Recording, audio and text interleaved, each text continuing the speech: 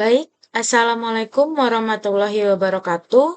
Perkenalkan, saya Winda Mulniati dengan NIM 222119379 dari Program Studi Pendidikan Guru Sekolah Dasar Fakultas Ilmu Pendidikan Universitas Negeri Padang, Angkatan 2022.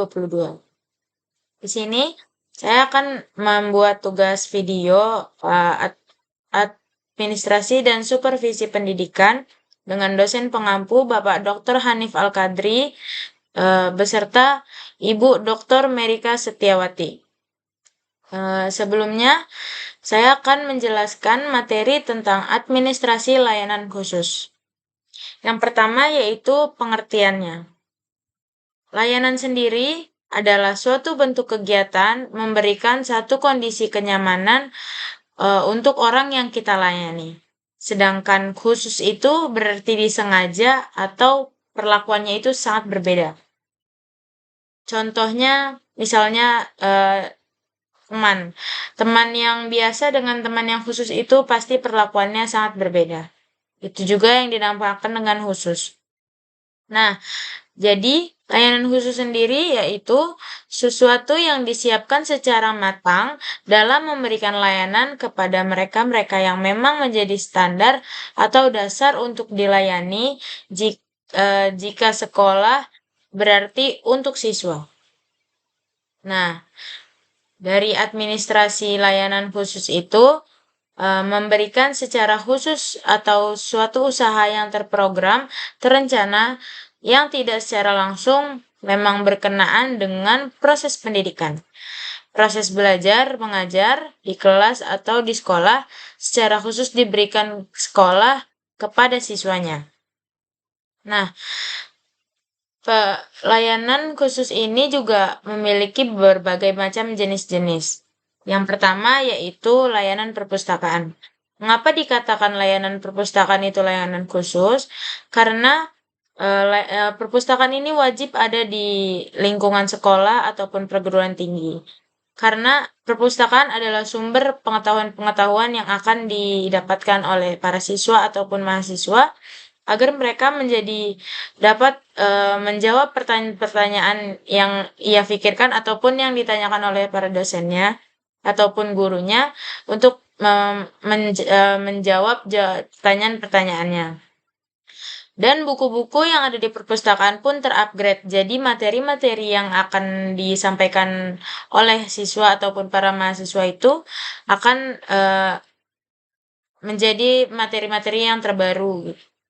Nah, selanjutnya yaitu layanan laboratorium. Layanan laboratorium sendiri dikatakan sebagai administrasi layanan khusus karena para siswa harus imbang antara teori dan praktek, di mana teori itu diajarkan di kelas dan praktek itu diajarkan di laboratorium.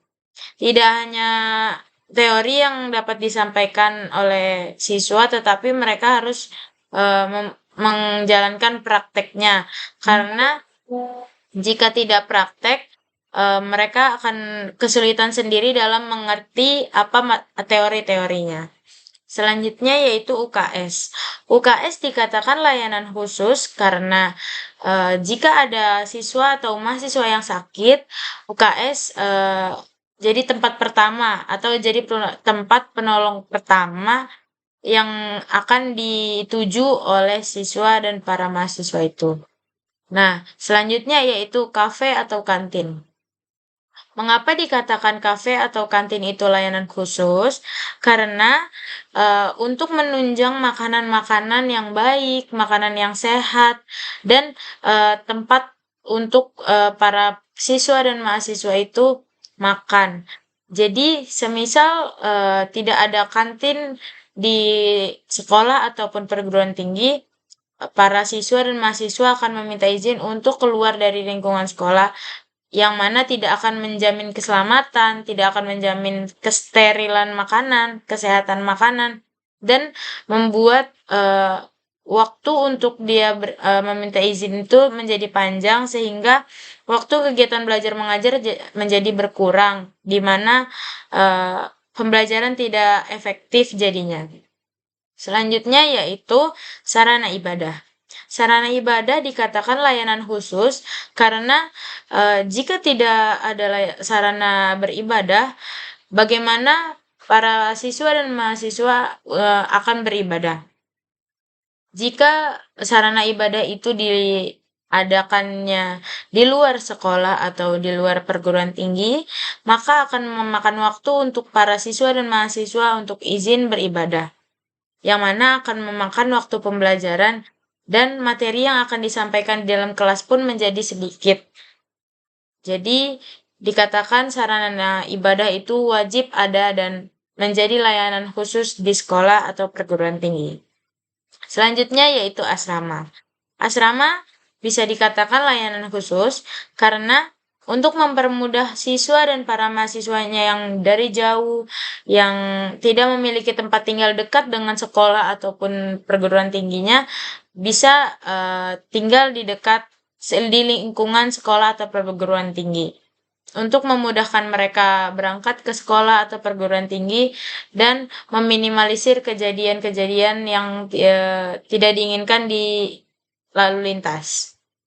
Selanjutnya yaitu koperasi. Koperasi dikatakan layanan khusus karena koperasi menyediakan berbagai macam kebutuhan yang akan dibutuhkan oleh siswa dan para mahasiswanya. Misalnya pulpen, buku, baju-baju sekolah, dan masih banyak lagi yang bakalan dibutuhkan sama para siswa dan mahasiswanya. Selanjutnya yaitu layanan transportasi. Mengapa dikatakan layanan transportasi itu layanan khusus? Karena itu sangat mempermudah para siswa dan mahasiswa untuk pergi ke sekolah atau ke perguruan tinggi dengan tepat waktu dan menjamin nomor satu keselamatan para siswa dan mahasiswanya. Yang terakhir yaitu toilet. Toilet adalah tempat yang sangat-sangat amat harus dijaga dengan tingkat kebersihan dan tingkat kerapihan serta tingkat air bersihnya. Nah, kalau semisal tidak ada toilet di sekolah atau perguruan tinggi, bagaimana siswa dan para mahasiswa itu akan buang air kecil ataupun buang air besar, di mana pasti para mahasiswa atau para siswa akan membuang air kecil atau membuang air besar yang tidak boleh ditahan.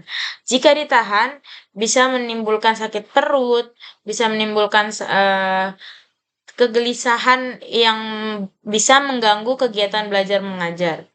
Nah, kalau ditahan terus-menerus, jadi kegiatan belajar mengajar tidak efektif, maka harus diadakan toilet sebagai layanan khusus di sekolah ataupun di perguruan tinggi.